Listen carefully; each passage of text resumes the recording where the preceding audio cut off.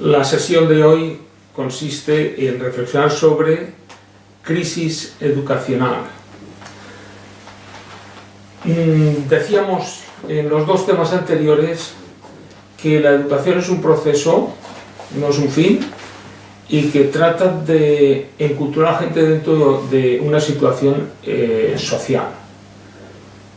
Pero con el devenir de los tiempos, sobre todo a partir de la Ilustración, vemos que la enculturación se abstrae de la realidad, se fomenta el enciclopedismo, con lo cual la cultura que se enseña no explica todos los referentes, se pierden muchos valores, mucho significado. Y por otra parte, tenemos la reacción a todo esto, la escuela nueva y demás, que fomentan el funcionalismo y sobre todo la educación en función de la sociedad. Esto genera una situación conflictiva, porque la escuela empieza a tener dos facetas irreconciliables y realmente son falacias, como diría Víctor García Hoz en un libro que reflexiona sobre la educación del siglo XX, y es la escuela tradicionalista, que exige mucho esfuerzo y poca comprensión, porque aleja lo que enseña enciclopédicamente de la realidad y por lo tanto el alumno no comprende su sentido, y por otra parte la escuela progresivista, que lo que pretende es adaptar a las circunstancias.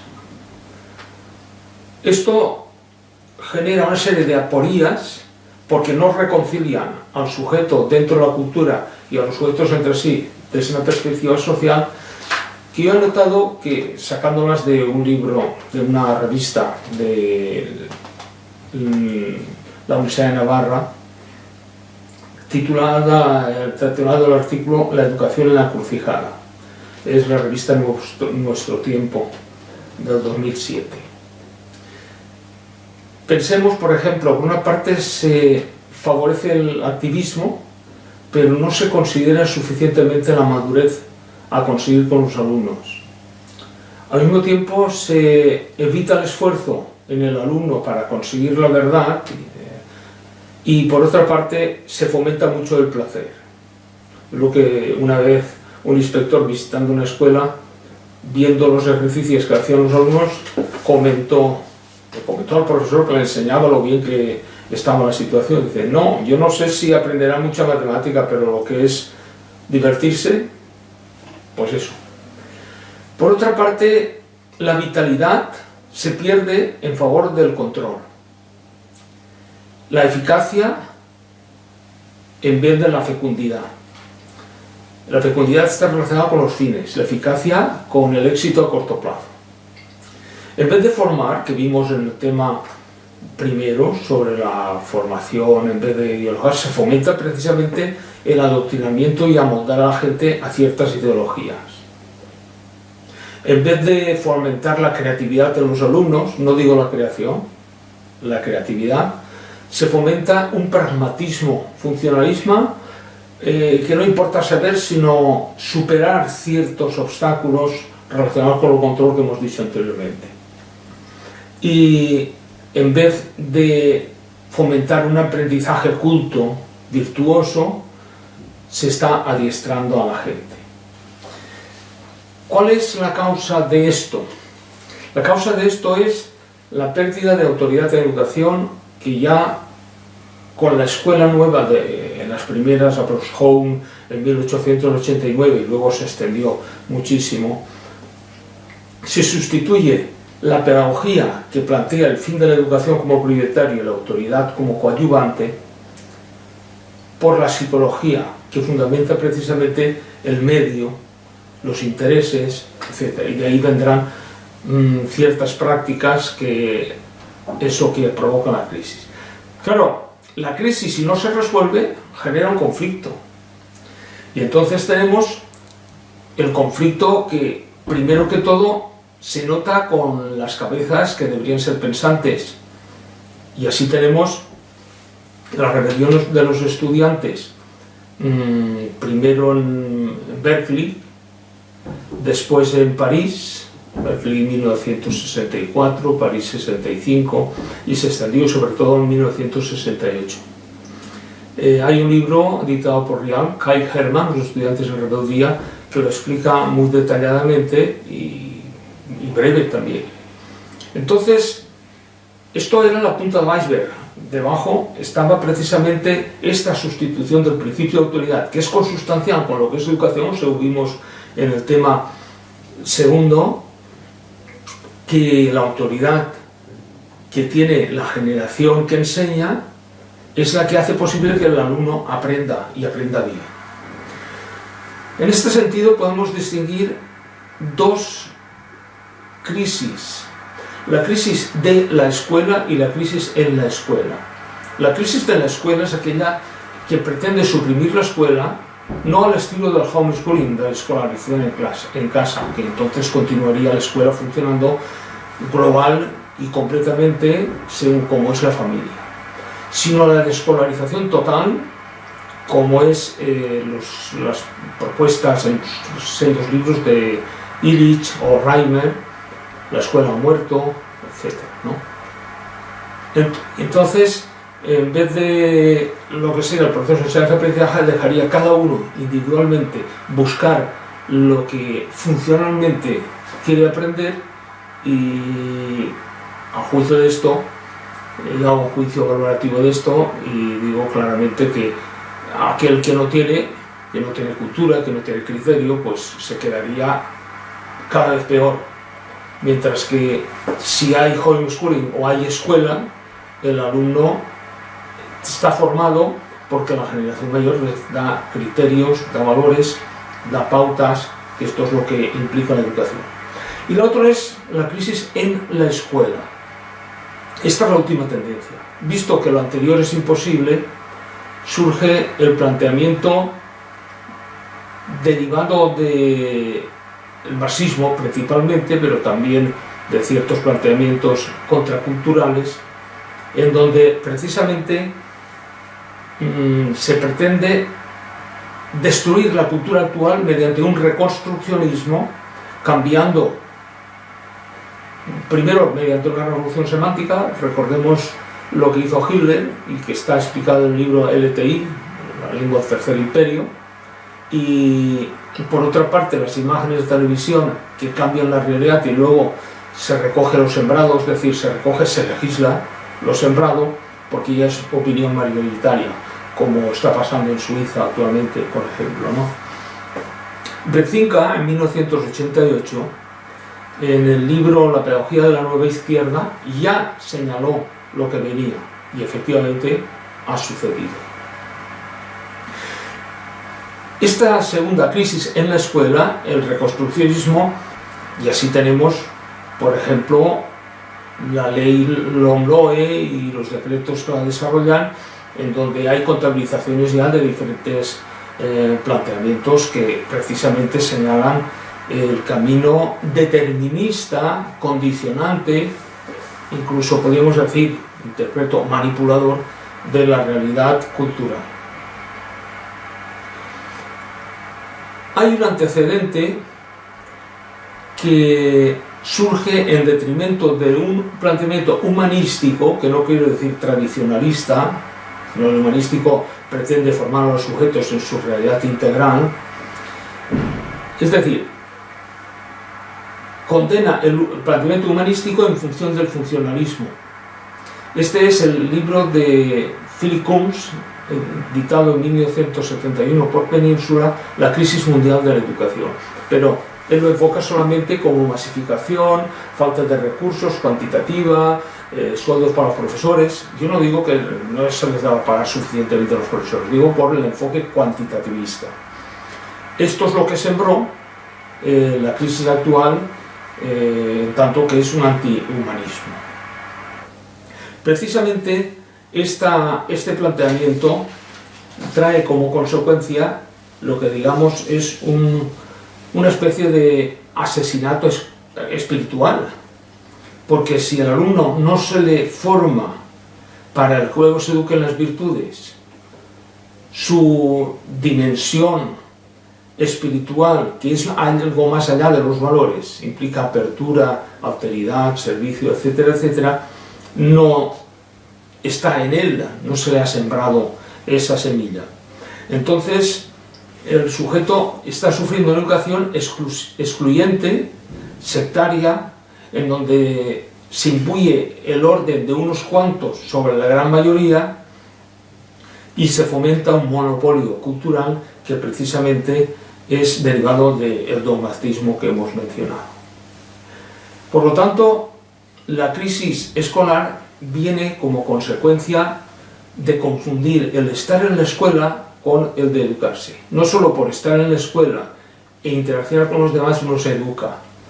Implica precisamente ir más allá del autodidactismo, la mera autorrealización psicosomática. Precisamente la crisis es provocada, y ahí tenemos organismos internacionales como la ONU, la UNESCO. Aquí hay que decir, por ejemplo, que si la Declaración Universal de los Derechos del Hombre se hizo con una combinación de diferentes sectores del pensamiento en función de la libertad de las personas, muy pronto Maritain, que fue coautor, no continúa porque es nombrado director general de la UNESCO.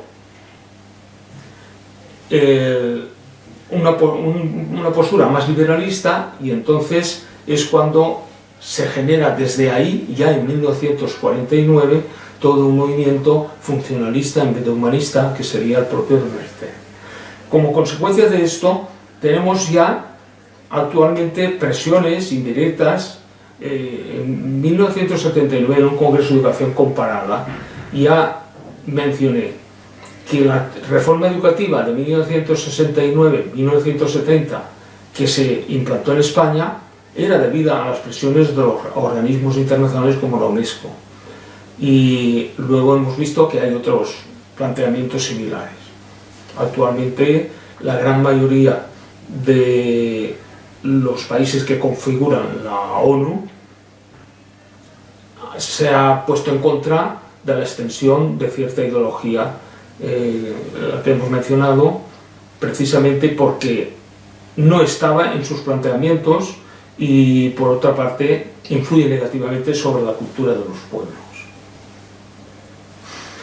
La crisis esta interna que sufre la escuela es una crisis que también es interna al sujeto y al mismo proceso educativo.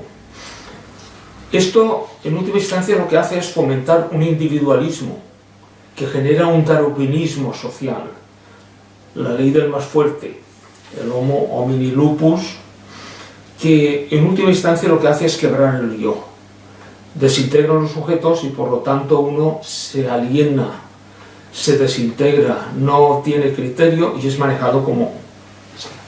¿Cuáles son las causas reales? En primer lugar, digamos que los católicos no dan ejemplo, no son coherentes. Por otra parte, como decía en un principio, la cultura escolar está muerta, enciclopédica y solo fomenta el memorismo. Se ve que es fatigoso pensar, reflexionar.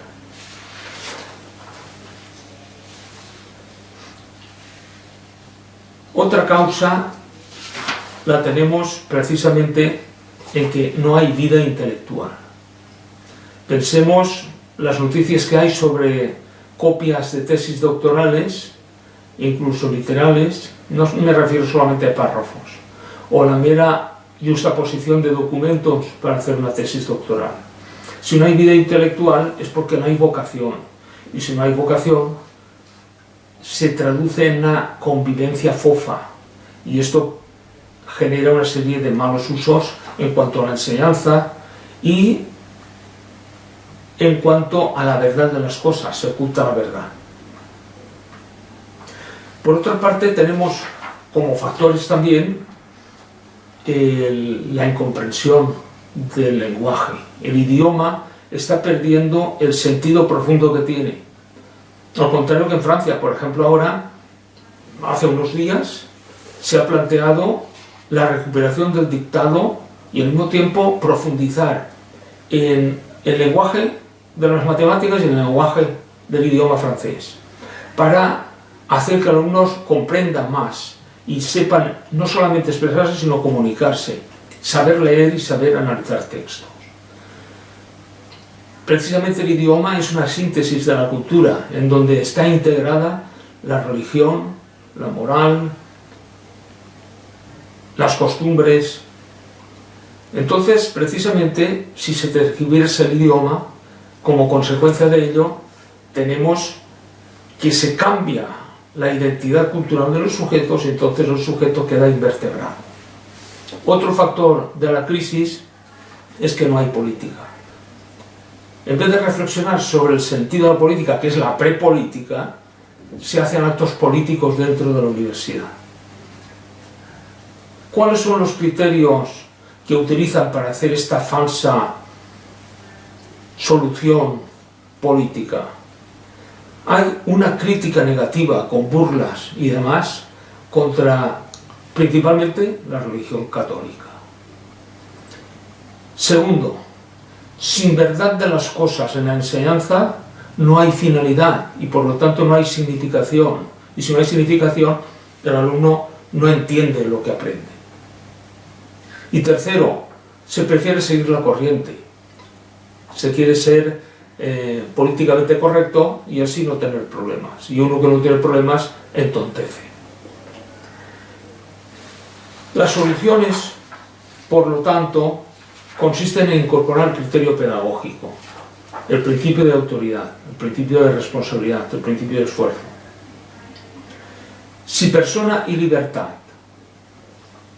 existen en función del intelecto y existen en función de que ese intelecto sea coherente con su verdad, con la verdad de las cosas y la verdad que él tiene sobre el sentido de la propia vida. Otro elemento es que comprendan su cultura comprendiendo las otras culturas para comprender a los sujetos culturales. Entonces uno es cuando ve realmente lo importante que es la propia cultura y tiene dominio de sí. Tercero, una sociedad sin moral empobrece y al mismo tiempo perece. Por lo tanto, habría que enseñar los valores humanísticos y sociales y crear situaciones para que ellos aprendan a convertir esos valores, ellos me refiero a los alumnos, comprendan y sepan capaces de convertir esos valores en virtudes. La libertad no se hereda, la libertad se enseña. Y enseñar a ser libres significa enseñar a sacrificarse, a esforzarse, a comprenderse, a servir. Hay otro condicionante que voy a leer literalmente porque es importante. Occidente ha aportado al mundo entero ciertos valores, ideas, movimientos y orientaciones de los cuales globalmente viven de ello todas las culturas. Pusimos en dinámica todas las culturas, todas las sociedades. Si se destruye la matriz cultural occidental, no me refiero a la coyuntura funcionalista, sino a la matriz cultural, entonces se ataca a los demás pueblos y su viabilidad va perdiéndose. Otra propuesta es que hay que educar en la gratuidad y en el don, para servir, servir.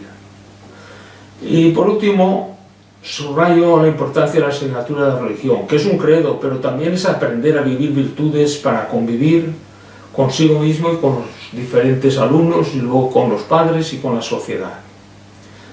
En fin, con ello se aprende a vivir bien en el planeta, con lo cual la religión ayuda incluso para los planteamientos ecologistas, democráticos, etc.